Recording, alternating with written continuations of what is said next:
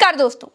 नीतीश कुमार और नरेंद्र मोदी में कोई अंतर नहीं रह गया। जैसे नीतीश कुमार को बुढ़ापे में समझ नहीं आता है कि कब, कहां और किसके पैर छूने हैं, वैसे ही विश्वगुरु को भी समझ में नहीं आया कि ट्रंप की जीत पर किस तरह से बधाई दी जाए। ट्रंप को बधाई देने और ट्रंप के आगे नंबर बढ़ाने की होड़ में मोदी जी ने छुटभइये नेताओं को भी मात दे दी। मोदी की बधाई में राष्ट्र अध्यक्ष वाला रुतबा कम, चापलूसी ज्यादा दिखाई दी। मोदी ने अंग्रेजी में लिखा कि मेरे मित्र डोनाल्ड ट्रंप, आपकी ऐतिहासिक चुनावी जीत पर हार्दिक बधाई। जैसे कि आप अपने पिछले कार्यकाल की सफलताओं को आगे बढ़ा रहे हैं, मैं भारत अमेरिका व्यापक वैश्विक और रणनीतिक साझेदारी को और मजबूत करने के लिए, हमारे सहयोग को नवीनीकृत करने के लिए उत्सुक हूं। आइए मिलकर अपने लोगों की भलाई के लिए और वैश्विक शांति, स्थिरता और समृद्धि को बढ़ावा देने के लिए काम करें। नीचे ब्रैकेट में लिखा हमारी पिछली बैठकों की कुछ तस्वीरें। जिस तरह से मोदी ने ब्रैकेट में पिछली तस्वीरों का जिक्र किया, उसे लगा कि आज भी विश्वगुरु ट्रंप की एक झलक पाने के लिए, ट्रंप के आगे नंबर बढ़ाने के लिए मां छटपटाए जा रहे हैं। जैसे विश्वगुरु ने लिखा, वैसा सांसद विधायकों के चेले खुद को विधायक सांसद का करीबी दिखाने के लिए लिखते हैं। जैसे आज भैया का सानिध्य प्राप्त हुआ, जैसे आज सांसद जी का मार्गदर्शन प्राप्त हुआ, आदि आदि। याद आया? मोदी ने दुनिया के सामने खुद को ट्रंप का करीबी दिखाने की भरपूर कोशिश की। मोदी की बधाई में चापलूसी की झलक दिखाई दे रही थी। ऐसा लगा ही नहीं कि एक राष्ट्रीय अध्यक्ष दूसरे देश के राष्ट्रीय अध्यक्ष को बधाई संदेश दे रहा है। दूसरी तरफ मोदी के दूसरे मित्र पुतिन ने राजाओं वाला व्यवहार किया। दोस्तों, वो बोले, मैं ट्रंप को उनकी नीति और नियत देखने के बाद बधाई दूंगा। मोदी अति उत्साह के चक्कर में, खुद को डंकापति साबित करवाने के चक्कर में भारत की किरकिरी बहुत बार करा चुके हैं। नरेंद्र मोदी जी की इसी आदत का खामियाजा भारत की विदेश नीति को उठाना पड़ता है। इसीलिए जब किसी देश की सरकार बदलती है तो बदली हुई सरकार का रुख भारत के प्रति बदल जाता है। जैसे अमेरिका ने ही भारत के पूर्व रॉ एजेंट को वांटेड घोषित कर दिया। मालदीव में सरकार बदलते ही भारत और मालदीव की ठन गई।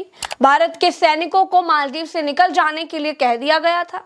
अति उत्साह में नरेंद्र मोदी को समंदर में नहाने जाना पड़ गया। राइट विंग ने कहा, समंदर में नहाकर मोदी जी ने मालदीव की कमर तोड़ दी। लेकिन हुआ क्या? आज भी लाखों भारत के टूरिस्ट मालदीव जा रहे हैं। यही हाल नेपाल के साथ है और यही हाल बांग्लादेश के साथ है। भाजपा की एक तरफा रहने की आदत सरकार में भी झलकती है। ट्रंप की सरकार बनते ही मोदी ऐसे खुश हो गए जैसे काला धन वापस आ गया हो, जैसे खाते में फटाफट 15 लाख आ गए हों, जैसे किसानों की आय दोगुनी हो गई हो। मोदी ट्रंप को राष्ट्रपति बनता देख छुटभइये नेता की तरह बधाई तो दे रहे हैं। बतौर भारत की नागरिक मुझे यानी प्रज्ञा मिश्रा को अच्छा नहीं लगा। बधाई देने का जेंटलमैन तरीका भी हो सकता था। मिमियाना भारत की आदत में नहीं रहा है। दोस्तों, अमेरिका के चुनाव में दो कैंडिडेट के बीच डिबेट होती है। वो मंगलसूत्र छीनने के नाम से अपनी जनता को डराकर वोट नहीं मांगते और ना ही वहां की जनता वोट देती है। मुसलमान आपकी बेटी छीन ले जाएंगे, वो ये भी बोल करके वोट नहीं लेते। वो अमेरिका के विकास पर डिबेट करते हैं। जो ज्यादा अच्छा डिबेट कर लेता है, जो ज्यादा अच्छी बात करता है, जो ज्यादा अच्छे विकास की बात करता है, जनता उसको बैलेट पेपर से वोट करती है। अमेरिका में चुनाव आयोग सरकारी गुलाम नहीं है। ट्रंप ने हमेशा महिला प्रत्याशी को ही हराया है। पिछली बार हिलेरी क्लिंटन को हराया था और इस बार डेमोक्रेटिक पार्टी की कमला हैरिस को हराकर राष्ट्रपति बने हैं।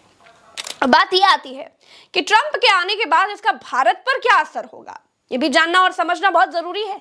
तो समझिए दोस्तों, डोनाल्ड ट्रंप की नीतियां अमेरिका फर्स्ट की ही रही है। ट्रंप के राष्ट्रपति चुने जाने की स्थिति में भारत की सबसे बड़ी चिंता उनके व्यापार और इमिग्रेशन नीतियों को लेकर के है। ट्रंप के पहले शासनकाल में ही अमेरिका ने भारत की तरजीही व्यापार वाले देश के दर्जे को खत्म कर दिया था। ट्रंप ने चीन के खिलाफ टैरिफ युद्ध करने की भी धमकी दी थी। ट्रंप ने भारत को टैरिफ का दुरुपयोग करने वाला देश बताया है। उन्होंने भारत और चीन के अलावा कई दूसरे देशों से आयात पर टैरिफ लगाया था। नई सरकार में भी वो अमेरिकी सामान के आयात पर ज्यादा कर लगाने वाले देशों पर कार्रवाई कर सकते हैं। इसकी जद में भारत भी आ सकता है। अपने पहले कार्यकाल में ट्रंप ने 2018 में भारत से हार्ले डेविडसन मोटरसाइकिल के आयात पर लगने वाले कर को कम करने की अपील की थी। ट्रंप ने कहा था कि वो भारत से आने वाली मोटरसाइकिलों पर कर बढ़ा देंगे। इसके बाद भारत ने आयात होने वाली मोटरसाइकिलों पर आयात शुल्क को 75% से घटाकर 50% कर दिया था। भारत और अमेरिका के बीच करीब 200 अरब डॉलर का कारोबार होता है। अगर ट्रंप ने अपने शासनकाल में भारतीय सामान पर कर बढ़ाया तो दोनों देशों के बीच होने वाले व्यापार में कमी आ सकती है। दोस्तों, डोनाल्ड ट्रंप का रवैया प्रवासियों को लेकर काफी सख्त रहा है। ऐसे में उनकी नीतियां प्रवासियों के लिए परेशानी पैदा करने वाली हो सकती हैं। ट्रंप ने अवैध प्रवासियों को वापस उनके देश भेजने का वादा किया है। वो आरोप लगाते रहे हैं कि अवैध प्रवासी अमेरिकियों के लिए रोजगार के अवसर कम कर रहे हैं। अमेरिका में बड़ी संख्या में भारतीय काम करते हैं। अधिकांश भारतीय वहां H-1B वीजा पर काम करने के लिए जाते हैं। इस वीजा को लेकर ट्रंप का रवैया काफी सख्त रहा है। अगर ट्रंप ने फिर सख्ती दिखाई तो इसका असर भारतीयों पर पड़ेगा, उनके लिए काम के अवसर कम होंगे। डोनाल्ड ट्रंप ने अपने पिछले कार्यकाल में कश्मीर समस्या के समाधान के लिए मध्यस्थता की बात भी कही थी। उन्होंने ये दावा किया था कि मोदी भी ऐसा ही चाहते हैं, लेकिन उनके इस दावे को भारत ने नकार दिया था। दरअसल भारत इस समस्या के समाधान में किसी तीसरे पक्ष की भूमिका को नकारता रहा है। वहीं पाकिस्तान ने ट्रंप के बयान का स्वागत किया था। अपने दूसरे राष्ट्रपति कार्यकाल में अगर ट्रंप फिर अपना पुराना रुख अपनाते हैं तो ये भारत के लिए असहज करने वाली स्थिति होगी। ट्रंप ने जम्मू कश्मीर में पुलवामा में हुए हमले की निंदा करते हुए भारत के आत्मरक्षा के अधिकार का समर्थन किया था। दोस्तों, भारत की शुरू से नीति गुट निरपेक्ष देश की रही है, लेकिन पिछले 10 सालों में भारत की भाजपा सरकार किसी न किसी गुट में खड़ी हुई दिखाई दे रही है। यही गुटबाजी हमें पिछलग्गू भी बना देती है। इतिहास गवाह है कि अमेरिका ने हमेशा दो देशों को लड़ाया ही है। इतिहास गवाह है कि अमेरिका जहां भी रहा है वहां आग जरूर लगाई है। रूस यूक्रेन को ही देख लीजिए, खाड़ी के देशों को ही देख लीजिए, इजराइल को देख लीजिए, इराक, मिस्र, अफगानिस्तान, न जाने कितने उदाहरण है। अमेरिका किसी का नहीं है, वो एक कैपिटलिस्ट देश है, वो सिर्फ व्यापार के साथ है। और बड़ी बात यह है कि उसका सबसे बड़ा धंधा ही हथियारों का व्यापार है। इसीलिए कहती हूँ, हमारा भारत विश्वगुरु है।